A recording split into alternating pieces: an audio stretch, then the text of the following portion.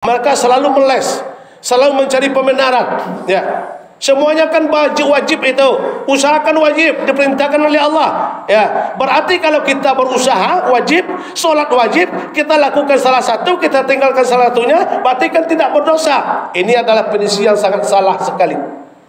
Kalau seandainya kita tinggal solat karena usaha, walaupun itu solat Jumat, walaupun itu solat yang 5 waktu, kita tinggalkan demi berusaha jamaah, mencari nafkah untuk anak dan istri dan untuk diri kita sendiri.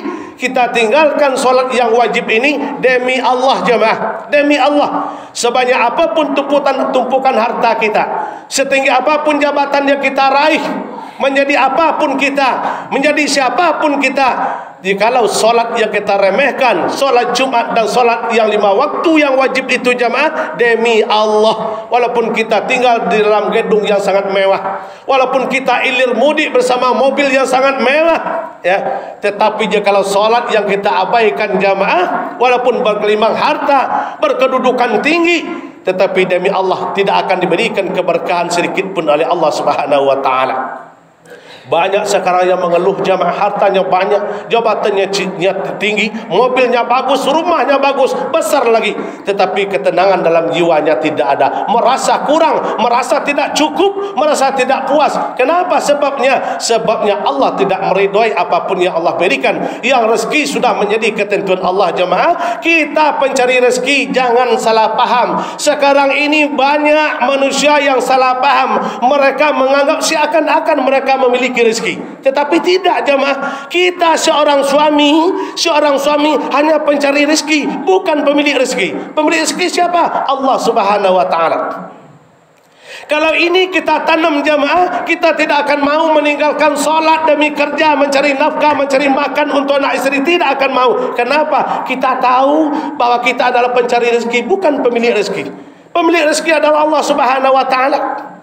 Maka oleh karena itu, jangan ditinggalkan hal yang utama, yang paling utama kepada Allah, demi mencari, demi berusaha, demi mencari rezeki yang sudah ditentukan oleh Allah Subhanahu wa taala. Dalam Al-Quran kan Allah telah menegaskan, jangankan anak istri kita, jangankan kita, semut yang kecil pun yang melata di atas bumi ini, ya, itu sudah dijamin rezekinya oleh Allah Subhanahu wa taala. Dalam Quran Allah mengatakan, "Wa ma min dabbatin fil ardi illa 'alallahi rizquha." Siapapun makhluk Allah yang melata di atas bumi ini, dari yang besar gajah sampai yang kecil semut yang tidak nampak pun, sekecil apapun itu adalah makhluk Allah, itu sudah dijamin oleh Allah Subhanahu wa taala rezekinya. Tetapi hutang atau kewajiban dari kita selaku hamba Allah, selaku manusia, wa tazawwadu fa inna khairuz zadi taqwa. Berusaha itu memang wajib, tetapi jangan mengira bahwa kita pemilik rezeki. Kita adalah pencari rezeki.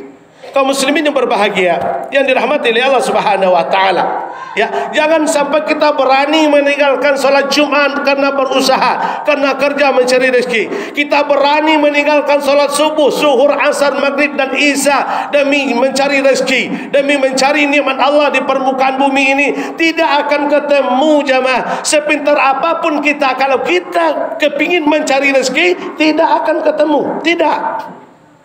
Ini janji Allah. Ini kata Rasulullah. Hasan al-Basri pernah berkata jemaah, kata beliau, alimtu anna rizqi la tadkhulu ghairi fatma'aka qalbi. Kata Hasan al-Basri, rezeki itu, kata beliau, tidak akan pernah tertukar, maka senanglah hatiku. Maka Hasan al-Basri katanya, apapun itu kehidupan, apapun itu pekerjaan, apapun itu usaha, apapun itu yang terjadi, beliau selalu istiqamah kepada Allah Subhanahu wa taala. Kenapa? Kata beliau, rezeki itu tidak akan tertukar dengan orang lain.